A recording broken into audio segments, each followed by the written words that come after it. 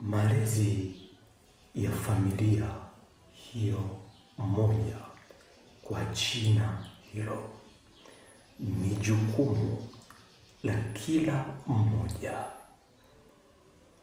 aliye katika familia hiyo, na huyo ni Antigoni. Ninazungumza kuhusu familia sehemu ya 3.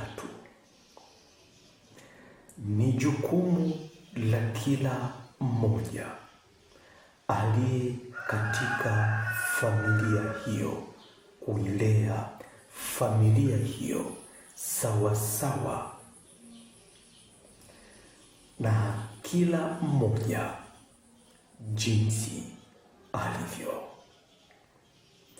Mtoto unailea familia hiyo sawa sawa na jinsi vile wewe ulivyo, kifikra, kimawazo, kimatendo, kwa vyovyote vile jinsi ulivyo, ndio jinsi unavyoilea familia hiyo iliyo moja. Baba, unailea familia hiyo moja kwa jina hilo moja sawa sawa na jinsi vile wewe ulivyo Baba, sawa sawa na muonekano wako wa ubaba, muonekano wako huo jinsi ulivyo, kifikra, kimawazo, kimatendo, kinjozi, kindoto, kijinsi vile vyovyote ulivyo, ndio jinsi unavyoilea familia hiyo iliyo moja. Vivyo pia ilivyo katika wewe mke, wewe mama, wewe babu,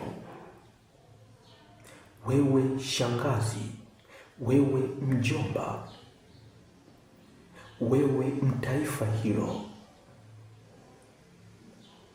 wewe wa dini hiyo, wewe wa dhehebu hilo, wewe popote pale ulipo, unailea familia husika kwa jina husika, kwa jinsi vile wewe ulivyo. Jukumu la kuilea familia hiyo ni jukumu lako wewe mwenyewe na sio jukumu la mwingine. Narudia hapa ulipo. Jukumu la kuilea au kuichunga familia hiyo kwa jina hilo ni jukumu lako wewe mwenyewe na sio jukumu la mwingine yeyote. Haijalishi ni wewe ni mtoto umezaliwa leo, haijalishi wewe ni babu unahisi unakufa leo, haijalishi wewe ni mgonjwa unahisi usijiweza, haijalishi wewe ni mlemavu wa jinsi yeyote ile, haijalishi wewe ni mwanamke, wewe ni mwanamume, wewe huna chochote, wewe uko vile kwa jinsi yeyote ile, ila majukumu ya kuilea familia hiyo moja kwa jina lolote la familia hiyo, ni jukumu lako.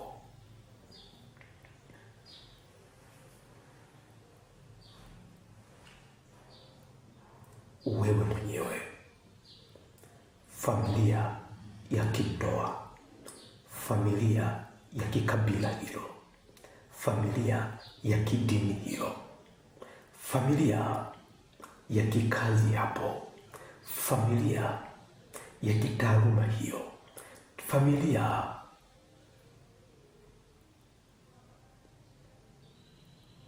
ya kitaifa, familia ya kimataifa, familia ya kimbingu, familia ya kiungu, familia ya kikoo, familia yoyote ile iliyopo kwa jinsi na jina lolote lile, majukumu ya kuilea familia hiyo kwa jina hilo ni yako wewe mwenyewe, na sio mwingine. Baba yako, mama yako, mtoto wako mwingine yoyote hayupo kuilea familia yako, kutimiza majukumu ya kuilea familia yako wewe. Hakuna chochote au yeyote ambaye atashika majukumu yako ya kuilea familia hiyo kwa jina hilo. Kasema, sasa kwa kuwa wewe uko hivyo, basi unayaacha majukumu ya kuilea familia hiyo kwa fulani. Kwa kuwa wewe umekufa, sasa unayaacha majukumu hayo kwa fulani. Kifo hakichukui majukumu yako wewe ya kuilea familia yako. Ugonjwa hauchukui majukumu yako ya kuilea familia yako. Baba yako, mama yako, mtoto wako, jirani yako, yoyote yule, chochote kile hakichukui majukumu yako ya kuilea familia yako, kwa kuwa nacho chochote kile kina majukumu yake ya kuilea familia hiyo kwa jina hilo.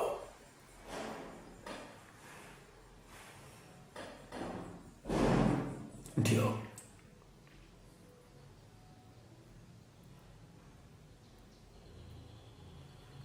nazungumza na wewe uliye katika familia hiyo kwa jina hilo, pasipo kujalisha ni familia kwa jina lipi, ila hiyo hiyo familia ni jukumu lako wewe kuilea. Inalelewa na wewe, inachungwa na wewe, na unaichunga au unailea familia hiyo sawa sawa na jinsi vile wewe ulivyo mwenyewe, jinsi ya muonekano wako wewe ulivyo. Narudia tena hapa kwamba unailea familia hiyo sawa sawa na jinsi muonekano wako wewe ulivyo kifikra, kimawazo, kimwili, kimatendo, kwa jinsi vyovyote vile ulivyo, pasipo kujalisha unaonekana vipi.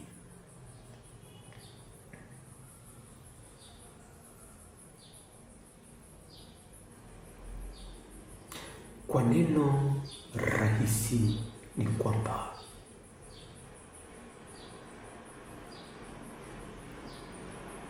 muonekano ulionao, jinsi vyovyote ulivyo, muonekano huo ndio malezi yenyewe ya familia hiyo. Kwa jina hilo, muonekano huo ulio nao, pasipo kujalisha ni upi, ndiyo malezi yenyewe ya familia. Chochote unachokifanya, chochote unachokitenda, chochote kilicho cha muonekano wako, ndio malezi yenyewe ya familia.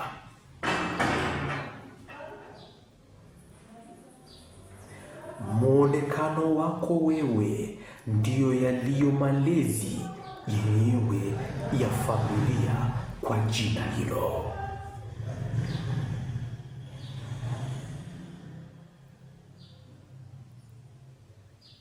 Kwa hiyo unailea familia yako kwa njia rahisi sana. Unawalea watoto wako kwa njia rahisi sana. Unamlea mkeo, mumeo, taifa lako, kabila lako, dini yako, dhehebu yako, dunia, mbingu, wanyama, mimea, ndege, kila kimoja kilichopo kwa njia rahisi sana. Haujapewa njia ngumu ya masumbuko kwa kuilea familia yako, ila unailea familia yako kwa njia rahisi, ambayo ni njia ya jinsi vile wewe ulivyo,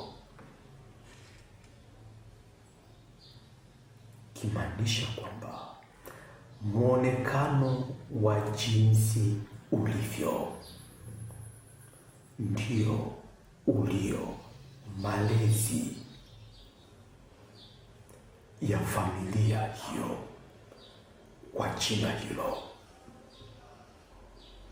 Muonekano wako wewe mtoto, kwa fikra, kwa mawazo, kwa kila unachokifanya, unachokitenda, ndiyo malezi ya familia hiyo kwa jina hilo.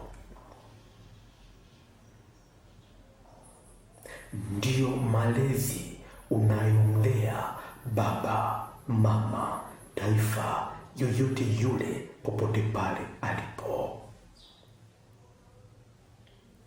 Muonekano wako wewe mama, wewe baba, wewe babu, wewe hapo popote ulipo, katika jinsi hiyo ya chochote unachokifanya, unachokitenda, unachokiwaza, ndiyo malezi. Ndivyo unavyoilea familia hiyo, unavyomlea mtoto huyo, unavyolea taifa hilo, unavyolea kabila hilo, unavyolea mke huyo, unavyolea wanyama hao, unavyolea shamba hilo, unavyolea uchumi wako, unavyolea familia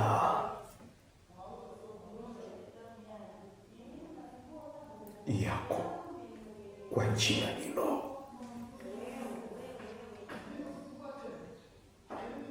Ndio malezi ya familia ni jukumu lako wewe, na si hadi uambiwe uile vipi familia, kwa kuwa muonekano wako unajua ni jinsi gani ya kuilea familia yako, kwa kuwa baba yako hana ujuzi wa kukueleza umlee vipi yeye, wala umlee vipi mama yako. Yoyote yule mwingine hana ujuzi wowote wa kukwambia umlee vipi mke wako, umlee vipi mume wako, umlee vipi yeye mwenyewe, kwamba ukimpa hichi ndio umemlea, ukifanya vile ndio unamtunza. Ila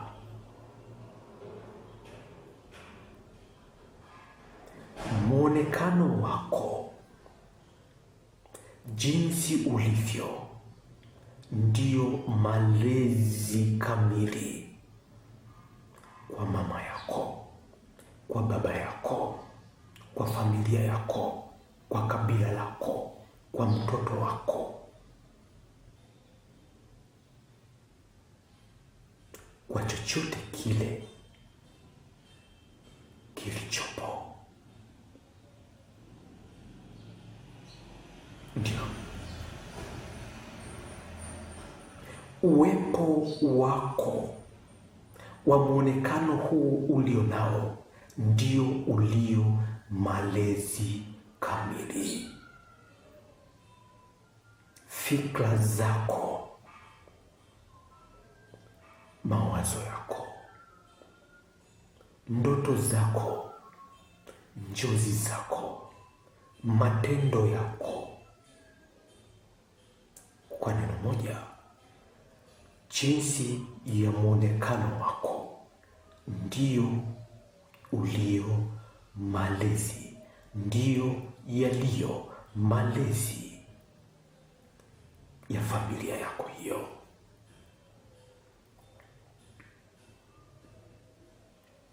Unailea familia yako wewe mwenyewe kwa uwepo wako, pasipo kujalisha uko wapi, ikimaanisha unaonekana vipi. Muonekano huu unaoonekana ndio malezi ya familia yako, ndio malezi yenyewe unayolea familia yako.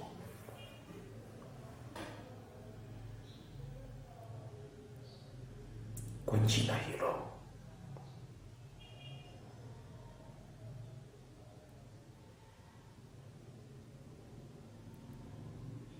tazama,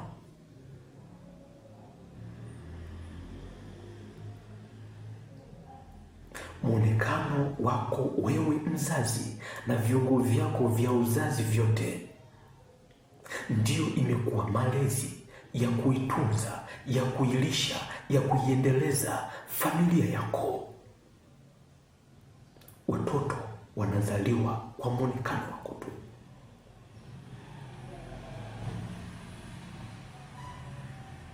Mtoto ananyonya, anakula kwa muonekano wako tu. Mtoto anavaa kwa muonekano wako tu. Ndivyo ilivyo kwako popote pale ulipo. Muonekano ulionao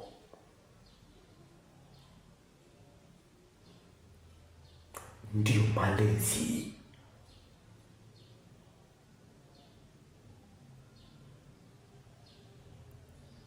Kwa kuwa chochote unachokifanya kwa jinsi ya muonekano wako, unakifanya kwa furaha au pumziko. Chochote unachokifanya kwa jinsi ya muonekano wako, unakifanya au kinafanyika katika raha au furaha.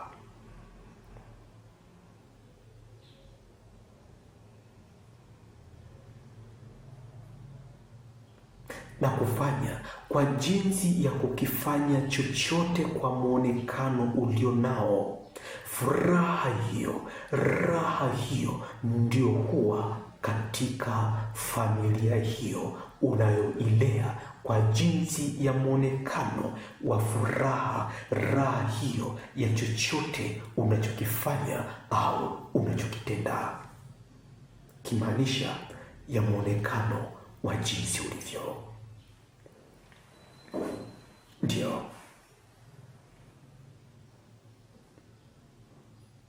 Ndio maana nimekuambia kwamba hivi,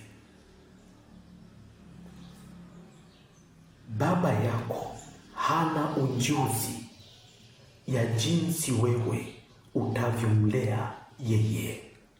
Hana ujuzi ya jinsi vile wewe unavyomlea mama yako, kwa jinsi vile yeye anavyoilea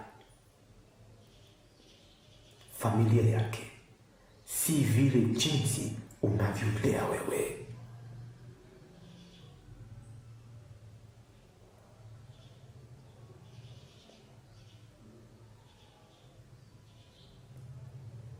Kama ni gari, ninasema ni aina mbili tofauti ya magari.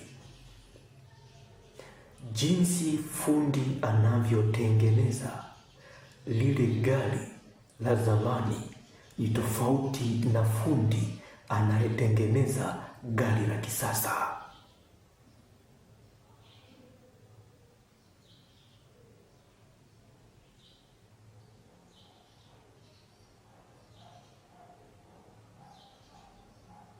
Ukitumia mbinu za zamani kulea gari la sasa, litakusumbua.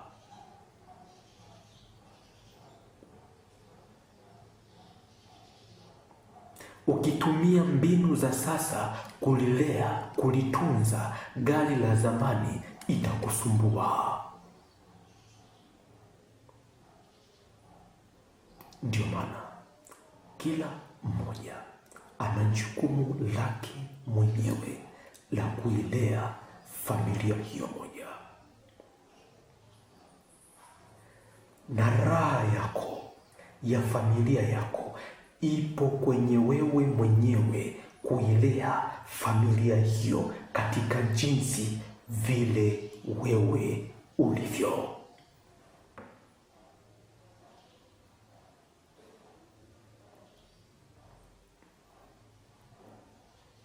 Kwa kuwa furaha yako ni kukifanya, ni kuilea, ni kutenda kila kitu katika jinsi ya vile wewe ulivyo,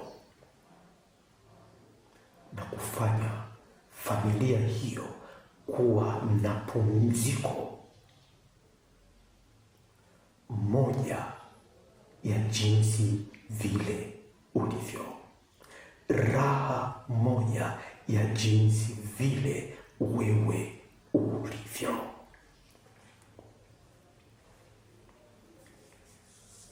Ndio naongea na wewe, haijalishi uko wapi, uko vipi, unaumwa, ni mgonjwa, hujiwezi, unafanya nini,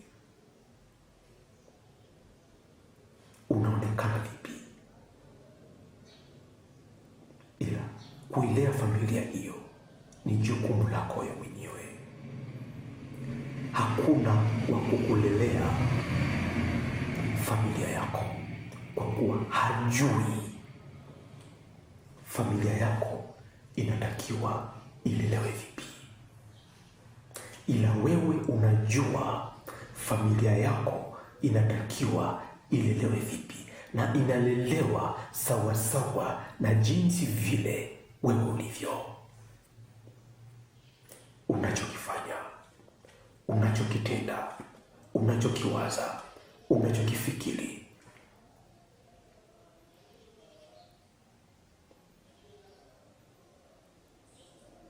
yani ya jinsi vile mwonekano ulionao kwa jina hilo ndio malezi kamili ya familia, na ndio pumziko la familia, kwa kuwa umeyatenda, unayafanya kwa jinsi vile wewe ulivyo, na chochote unachokifanya sawa sawa na jinsi wewe ulivyo, unavyotaka. Unakifanya kwa raha sana, unakifanya kwa furaha sana, unakifanya kwa pumziko, na hiyo raha, hiyo pumziko, huo utulivu ndio pumziko, ndio jinsi unavyoipumzisha,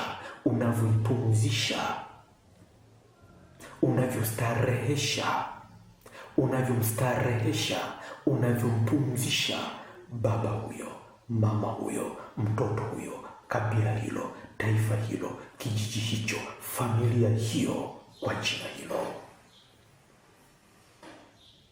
Popote upo unailea familia yako, na unailea familia yako kwa jinsi vile wewe ulivyo. Hapo ulipo, jinsi ulivyo hivyo ndivyo unavyoilea familia yako. Malezi hayakuwekwa katika ugumu huo. Malezi yamewekwa katika urahisi ya jinsi vile ulivyo, kama tu unavyotembea, kama tu unavyokula, kama tu unavyocheza, kama tu jinsi ulivyo, ndio malezi. Ndio nazungumza na wewe, haijalishi uko wapi, unafanya nini, ila hapo ndio yaliyo malezi yako. Jinsi vile ulivyo ndivyo unavyoilea familia yako. Kwa hiyo popote pale ulipo, jukumu la kuilea familia yako ni yako wewe, na jinsi vile ulivyo, pasipo shaka, ndivyo unavyoilea familia yako. Pokea pumziko la familia yako. Pokea familia ya pumziko lako. Pokea familia ya pumziko lako. Popote pale ulipo, umepokea pumziko la familia yako, pumziko la raha yako, familia ya raha yako, familia ya pumziko lako, familia ya matendo yako, familia ya fikra zako, familia ya ujuzi wako, familia ya ndoto zako, familia ya jinsi vile wewe ulivyo, katika furaha ya jinsi ulivyo. Umepokea familia ya pumziko lako, viungo vya pumziko, uponyaji wa pumziko lako, vyovyote vile katika jinsi ile ilivyo ya hitaji, na popote pale ulipo umepokea na imekuwa kwako. Kwa hiyo usijali tena juu ya chochote, kwani popote pale wewe ulivyo, umekilea hicho chochote, umekitunza hicho chochote, unajilea familia hiyo kwa jinsi ya uwepo wa muonekano wako hapo ulipo. Na ndio maana hata sasa umepokea familia ya pumziko lako, familia ya malezi yako, familia ya hicho unachokifanya, familia ya jinsi hivyo ulivyo, familia ya raha yako. Umepokea na imekuwa kwako sasa hivi. Basi leo hii ninaishia sehemu hii ya 3. Usikose sehemu zinazofuata. Pia tazama masomo haya katika ukurasa wa YouTube kwa jina la Andegonyo. Umepokea familia ya pumziko lako na imekuwa kwako